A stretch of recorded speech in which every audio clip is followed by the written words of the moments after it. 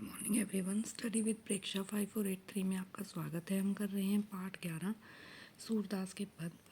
पूर्व दक्षताएं हैं 605 और 705। अगर आप मेरे चैनल पर नए हैं तो सब्सक्राइब कर लीजिए।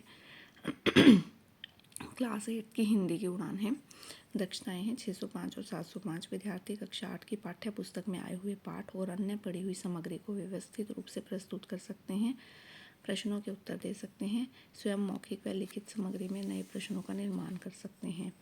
मैया कभई बढ़ेगी चोटी, कीती बार मोही दूध पियत भई, यह अजू है छोटी। तू जो कहती बल की बेनी, जो है लांबी मोटी। काढ़त गुहत न्यावत जेहे, नागिन सी भुई लोटी।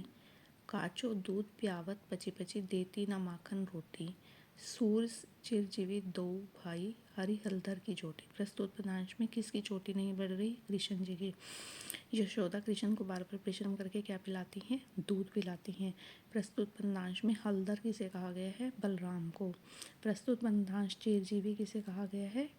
चिरजीवी किसके लिए कहा गया है? कृष्ण और बलराम की जोड़ी के लिए। प्रस्तुत पदांश में श्री कृष्ण बलराम की चोटी के बारे में क्या कहते हैं? बलराम की चोटी लंबी और मोटी है। यशोदा श्री कृष्ण को क्या बहाना बनाकर दूध पिलाती है कि दूध पीने से उसकी चोटी लंबी और मोटी हो जाएगी। प्रस्तुत पदांश के अनुसार श्री कृष्ण और बलराम की चोटी के बारे में क्या अंतर बताया गया है? श्री कृष्ण की चोटी पतली और छोटी है और बलराम जी की चोटी मोटी और लंबी है।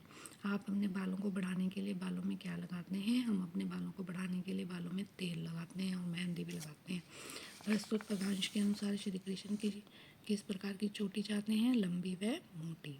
प्रतिदिन दूध पीना स्वास्थ्य के लिए कितना लाभकारी है? प्रतिदिन दूध पीने से शरीर हष्ट-पुष्ट और मजबूत बनता है। इसके बाद है हमारी गतिविधि 2। दक्षताएं हैं 608 और 708। विद्यार्थी कक्षा 8 के स्तर के पठित और अपठित गद्यांश या पदांश को पढ़कर समझ लेते हैं और उससे संबंधित प्रश्नों के उत्तर दे सकते हैं और स्वयं नए प्रश्नों का निर्माण भी कर सकते हैं। निम्न प्रश्नों पर आधारित प्रश्नों के उत्तर दीजिए। जागो बंसी वारे ललना, जागो मोरे प्यारे। रजनी बीती भोर भयो है, घर घर खुरे किवारे। गोपी दही मथत सुनियत है, कंगना के झनकारे। उठो लाला जी भयो भोर भयो है, सुर नर ठाडे द्वारे। ग्वाल बाल सब करत कोलाहल, जय जय शब्द उचारे। माखन रोटी हाथ में लीजिए, गोवन के रखवाले। मीरा के प्रभु गिरधर नागर, शरण आयो को तारे। प्रस्तुत पदांश में किसको जगाने की बात हो रही है? बंसी वाले को। पदांश में दही कौन मथ रहा है? गोपियाँ। श्री कृष्ण को देखने के लिए दरवाजे पर कौन खड़ा है? सुरनर। श्री कृष्ण की जय जयकार कौन कर रहा है? ग्वालपाल। प्रस्तुत पदांश में गायों का रखवाला किसे कहा गया है? श्री कृष्ण को। निम्नलिखित में से सत्य और असत्य का चयन आपको करना है। मीरा के प्रभु बलराम जी हैं, असत्य। श्री कृष्ण को गिरधर भी कहते हैं, सत्य। ग्वालिनें दही मथ रही हैं और कंगनों की झनकार सुनाई दे रही है। दही के मथने के बाद क्या बनता है? मक्खन और लस्सी। रजनी बीत गई है, भोर हुई नहीं है। इसमें रजनी और भोर से संबंधित अर्थ लिखते हुए, रजनी मतलब रात, रात को हम सोते हैं। भोर सवेरा, भोर होते ही हम उठ जाते हैं। श्री कृष्ण के जीवन से संबंधित कोई 5 पंक्तियाँ लिखिए। श्री कृष्ण ने कंस को मारा, श्री कृष्ण जी ने गीता को उपदेश दिया, कृष्ण जी का जन्म जेल में हुआ, अपने बालपन में उन्होंने अनेक क्रियाएं की, श्री कृष्ण ने सुदामा से मित्रता की।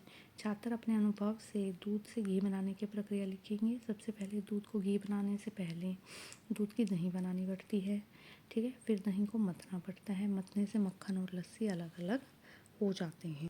गतिविधि है हमारी 3। दक्षताएं हैं 618 718। विद्यार्थी युगम शब्द, देशज शब्द, समरूपी, भिन्नार्थक, प्रायवाची, विलोम, समानार्थी वाक्यांश के लिए एक शब्द को समझकर संदर्भ में प्रयोग कर सकते हैं। प्रायवाची शब्द जिन शब्दों के अर्थ में समानता होती है उन्हें समानार्थक या प्रायवाची शब्द कहते हैं। हवा का प्रायवाची पवन। कौन सा अशव का प्रायवाची नहीं है? गज हाथी का है, वो अशव का नहीं है, घोड़े का नहीं है। निम्नलिखित में से अग्नि का प्रायवाची शब्द है अनल, अनल है। और कौन सा माँ का प्रायवाची नहीं है? मूसी। नीचे दिए गए प्रायवाची शब्दों के साथ आपको सही मिलान करना है। पहाड़, पर्वत और गिरी, जानवर, पशु और चौपाया, राह, पथ और रास्ता, पंछी, पक्षी और चिड़िया। निम्नलिखित में से हमें गलत पर गोला लगाना है। पुष्प, फूल, सुमन, कुसुम, करम गलत है। कमल, जलज, नीरज, अर्जन गलत है। नलिन, आँख, नयन, नेत्र, लोचन ठीक है। मृदुल गलत है। दरवाजा, किवाड़, पल्ला, कपाट ठीक है। दिशा गलत है। निम्नलिखित में से सही पर्यायवाची शब्द चुनकर उसका उत्तर लिखना है। माँ, माता, मैया, पेड़, वृक्ष, तरु, ईश्वर, भगवान, घर, ग्रह।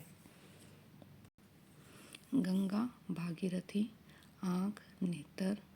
गंगा, भागीरथी, गंगोत्री, दो पर्यायवाची शब्द लिखने हैं। गंगा, भागीरथी, गंगोत्री, आँख, नेत्र, चक्षु। कमल, जलज, नीरज, गाय, गौरी, धेनु। रेखांकित शब्द के पर्यायवाची लिखकर फिर से वाक्य में प्रयोग करना है। इस वृक्ष पर आम लिखते हैं। वृक्ष को और क्या कहते हैं? तरु। इस तरु पर आम लिखते हैं। मेरे पिताजी बाजार गए हैं। पिताजी को क्या कहते हैं? पापा। मेरे पापा बाजार गए हैं। इस बगिया से फूल मत तोड़ो। बाग, बगिया। इस बगिया से फूल मत तोड़ो। यहाँ वातावरण, हवा। यहाँ की हवा साफ नहीं है। कोई भी 5 पर्यायवाची शब्द से वाक्य बनाने हैं। हमने बनाया सूर्य, दिनकर। दिनकर पूर्व दिशा से उदय होता है। गंगा, देव नदी। देव नदी सबसे पवित्र नदी है। तरु, पेड़। यह जामुन का पेड़ है। आँख, नेत्र। मनुष्य के 2 नेत्र होते हैं। इच्छा, अभिलाषा। मनीषा की अभिलाषा डॉक्टर बनने की है। अगर आपको वीडियो पसंद आई तो आप चैनल को सब्सक्राइब कीजिए। Please like, share and subscribe our channel.